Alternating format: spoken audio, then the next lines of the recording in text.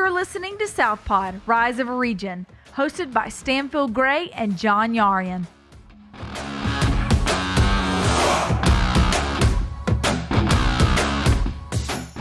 Greetings and welcome to Southpod.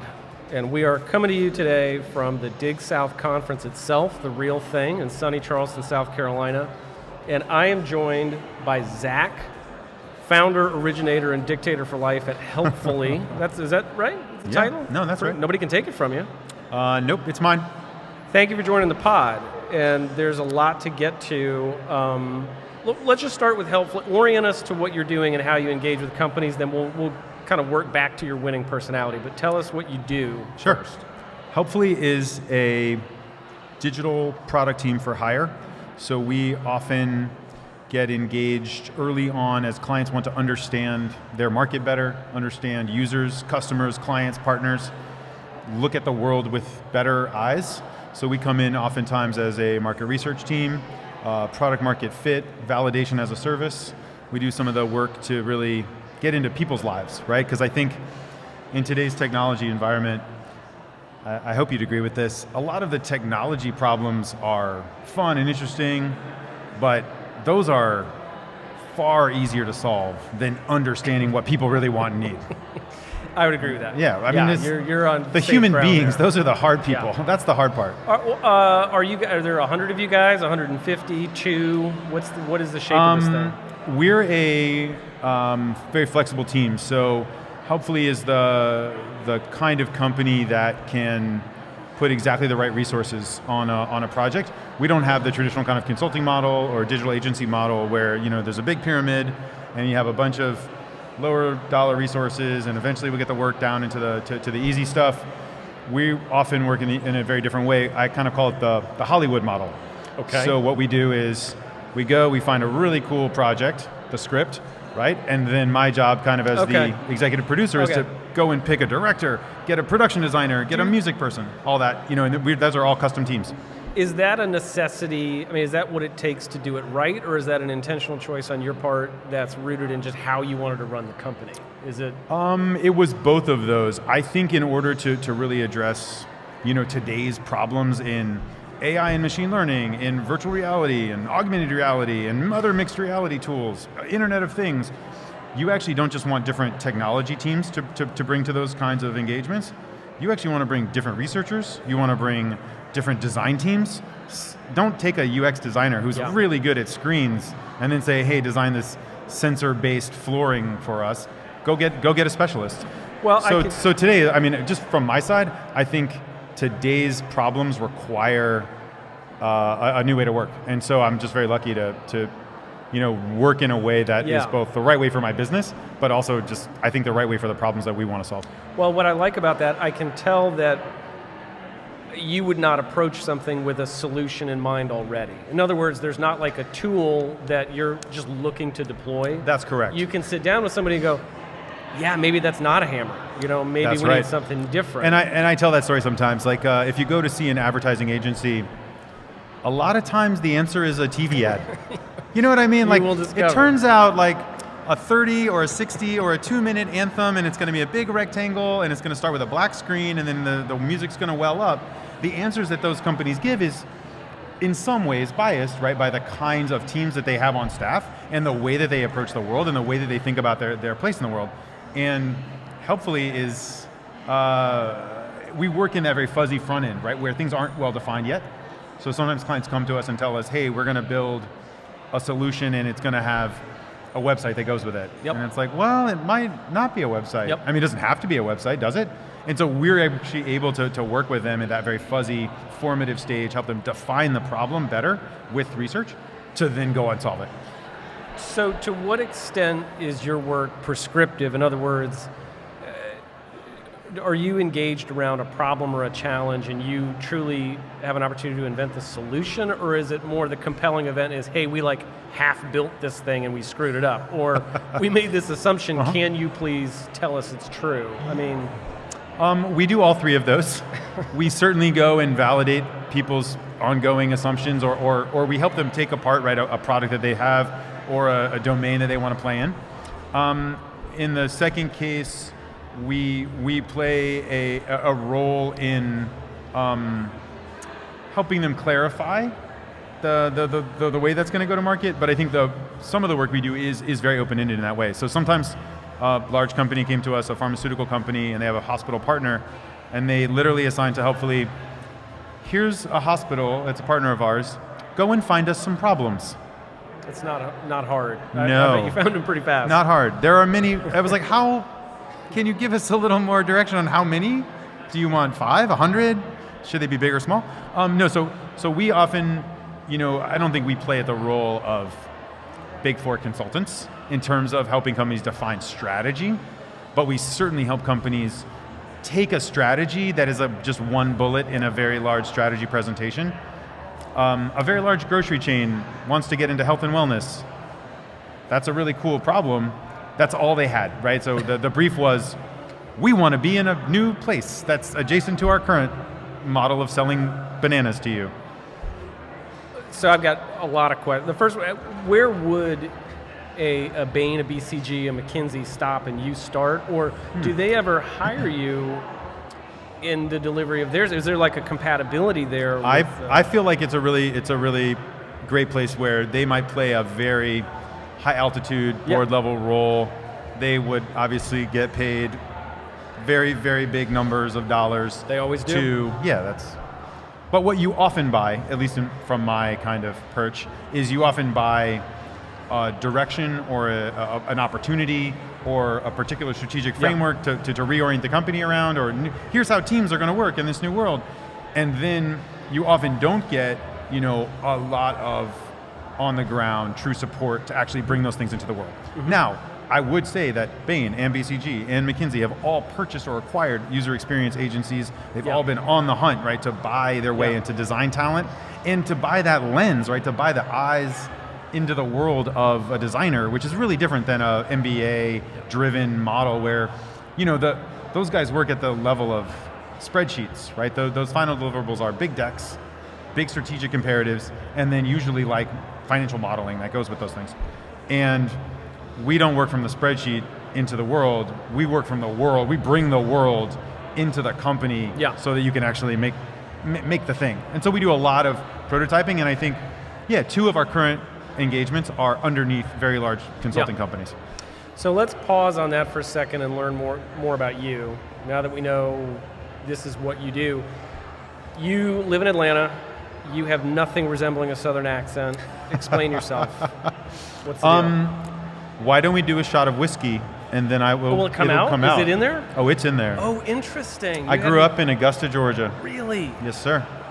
Did you say sir and ma'am and y'all. Did you work but not with a Southern accent, which is weird. Well, did you work on the non-regional diction, or is that just like how you came out? You just don't really have it? I wouldn't say that...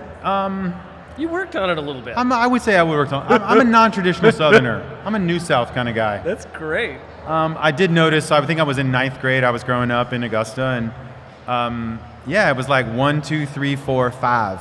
Yeah. Came right out of my mouth. And I was like, that should never happen again. That's great. There are places where, in the right circumstance, if we're at a meet and 3, it'll come out. Yeah, and you know how to behave. You know what to select. I do consider myself a little bit. You said, "Oh, you're not a very good Southerner," and I'm not saying that, but just. Well, it's not Southern accent. No Southern accent. You're perfectly fine Southern. Was it your intention? Did you want to grow your career in Atlanta? Did you leave and come back? I did leave and come back. Okay. I was, really lucky to take time off after high school. Went to Israel for a year. I went to U Chicago for my undergrad. Great. Spent some time in the big cities, Chicago, New York, Boston. Did a stint in Seattle. And then now back in Atlanta, and I love it. On all those journeys, were you looking for a career or looking for yourself or both? I mean, what did you need to do all that for to come back to Atlanta? I started my career in Boston kind of in that very first .com boom, and was able to, I graduated college, and my very first job out of college was in user experience. I was a user experience designer. That's been my whole career, is finding out what makes people tick, and then how do we bring technology to help them solve problems, to help them live better, retire faster, be smarter, shop at grocery stores better. Anything that humans can do, I think technology can help, but I think it always starts with a person. And so yeah, my kind of career trajectory has mostly been at agencies and kind of innovation companies, consultancies, and then I took a detour to go and get a master's, and then most of a PhD at Georgia Tech, working kind of as a consultant, kind of off and on through that time, and then started my own company 3 years ago. In the beginning, did you, because the terminology we're using is actually relatively recent. It makes sense to me, but 10, 15 years ago wasn't so much in use. I was like the only user experience guy at almost every company I worked at for like the first 10 years of my career. Did you even get to call it that, or were you calling it consumer research or behavior? What did you... I joined an agency just out of college, and I was the first, and for a long time, they didn't replace me. I was user experience specialist, and everyone was like, what does that mean? You're like Highlander. It's just you. It was just me, and they didn't even know where to put me. Like, when you get a new job, and it's the .com boom, and they're just hiring people, and they're like, you sit over here, you sit over there. And they literally didn't know where to put user experience. Like, is this a technical role? Is that a design role? Because the designers have a studio inside of the broader or agency world. And so they were like, well, you're not one of us, right? Because I'm neither fish nor fowl, right? I'm not an insider as a true designer. My design chops are not great, I would say, for the record.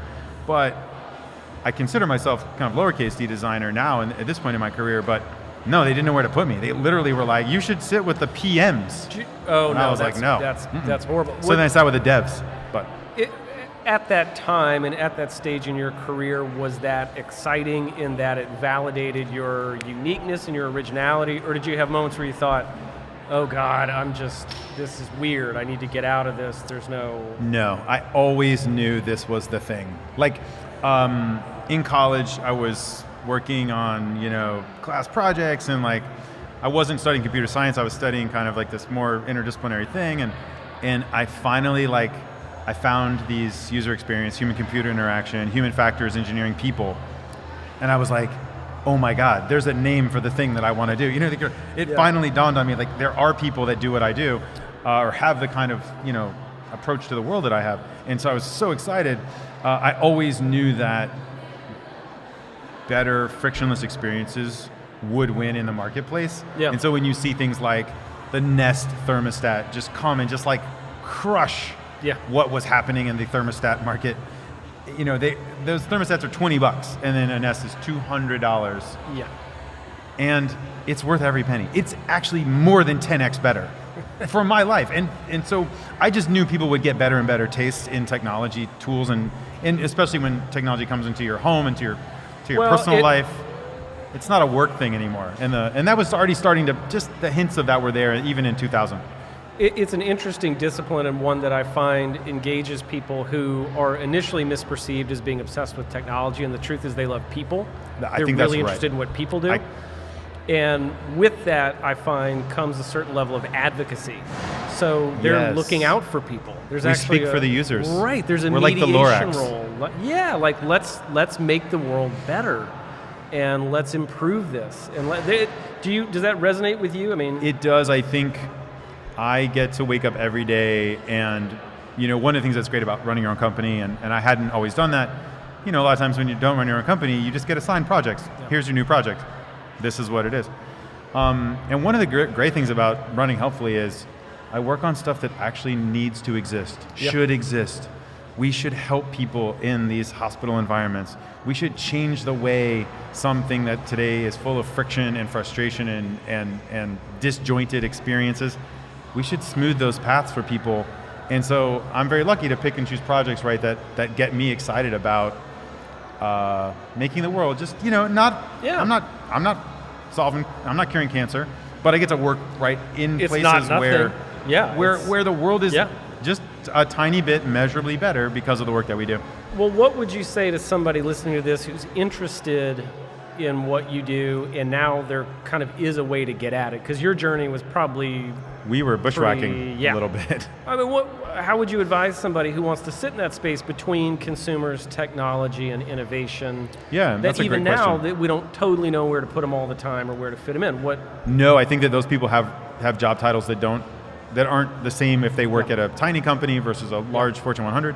The advice that I have is, and something that's really driven me in my career, is develop your curiosity. Develop your ability to look at the world and ask open-ended, wondering questions about why things are the way they are. So a lot of things that you see in your life and in your daily life, they're, you imagine them to be well thought out, right? You just have this assumption that like, oh, well, this building is reasonably well thought out. And the thing that I do, and I go to restaurants, and I'll just give you a very pointed example, but if you get to travel in your life into other countries and go and see other cultures and how they do things, you'll learn that like the American toilet, it's not the only kind of toilet that can be. There are many kinds. Many. And they are all different. They optimize different things. And so if you're in Southeast Asia, it's going to look a lot different than in Japan or South Korea. It's going to look a lot different in South America. And that's just one example of something that is just this piece of the built world that you might not have otherwise wondered about or been concerned about or even thought that it could be any other way, right? Like, I think that design is about seeing what could be, seeing what isn't here in the world, and then saying like, I wonder if there's something interesting over that hill, over that conceptual place. Yeah, I completely agree. I think there's something innate. There's something about somebody's, maybe their childhood experience, something about them that has that curiosity in them. I've met people around this space who, God bless them, they're engineers. They just are. They're just not, they're not contrarian enough. They're not, skeptical enough. There are plenty of other things. I'm not trying to make a value judgment. What I'm saying is they're just, they don't have that thing that picks at stuff. And I wonder if you share that, or you want to take the position this can totally be taught. Like you can learn it, you can do it. You don't have to be that way. I think it can be fostered and encouraged, and I think that I'm sad to say, I mean, we do some pro bono work. We take our big expensive innovation workshops and we take them to middle schools and high schools and colleges around That's Atlanta. Great. Don't be sad to say it. We're not sad to say that. I'm sad to say that the American education system, it takes people who might be very creative at 5 and 6 years old, and I don't know, I have a 7-year-old, and the creative energy that comes out of kindergartners is intense, it's strong. And what we do through the education system, and there's a great TED Talk from Ken Robinson on this, and he just says, like, we just take all that creativity and lateral thinking and all these abilities to, as you said, be skeptical or be wondering or have curiosity, and we just wring it out. And by the time that kids are seniors in high school, young people, they're not as creative as they were. This is a much hotter take than I thought it was. This is an indictment of the American education system. I love it. I think that the data's there. I think the data supports that kind of thinking. And even if it's... So you have to be super creative and committed and kind of crazy to break through that. You're saying that we don't really foster it. Yes, it's something that you keep... You really have to have a screw loose to withstand the kind of median U.S. education system and come out still creative and innovative. I mean, it is a bit of an indictment, but I don't think it's. I don't think that those things are bad. And I don't think that that developing those skills are bad. But I do believe deeply that we should think not just about STEM as making better engineers. Mm-hmm. We should think about STEM as making better problem solvers, better critical thinkers, better creative thinkers, and analogizing kinds of thinkers. Mm-hmm. I think we should do a lot of that kind of work. Yeah, that's actually the talk I gave today was about. What deep human skills will remain when AI and automation start to take away certain parts of the rote parts of your job or your tasks? Chilling. And if you're listening and you missed the presentation, shame on you. It's the Dig South Conference. Happens every year. Come out and you hear stuff like this. So with all of that said, in your role right now and the way you interface with brands and organizations, how do you balance education and advocacy with just like selling and problem solving? I mean, it seems like there's some tangled up themes in here. What does that look like for you? Yeah, I think there's a lot of value. Someone told me, oh, hey, the one way to know if you understand something is to try to teach it. Mm-hmm. And so I think there's some good actual, synergy kinds of loops where as you get better understanding or get a case study that comes kind of out of our studio or out of the work that we do with clients, and then I try to take that to a middle school and explain how we helped and what we did and why we made the choices we made to sixth graders, I think there's actually help. We're not just helping them understand what the world is going to be like when they're adults and when they're in the economy, but we're also helping ourselves by sharpening the way that we talk about the things that we do. So I think there's a lot of actual, mutual benefit from the kind of sharing that we do back and forth with some of these kind of pro bono or these volunteer jobs we're very lucky to get. And I wasn't trying to say those are bad. That's some of the best times we spend all week is with people who are not like us. So you've already heard me say this, right?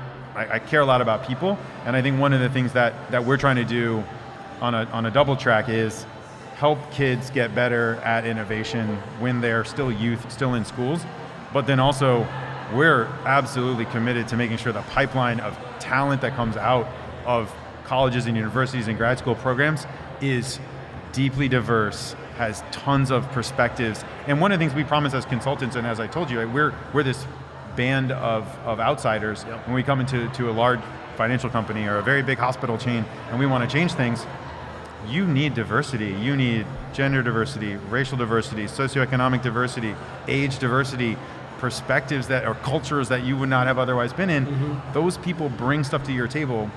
And if you're building a technology solution and you only have, kind of balding white guys sitting around the table making it, you're going to make the wrong thing. You're going to make something that is... Well, you're going to make something for them.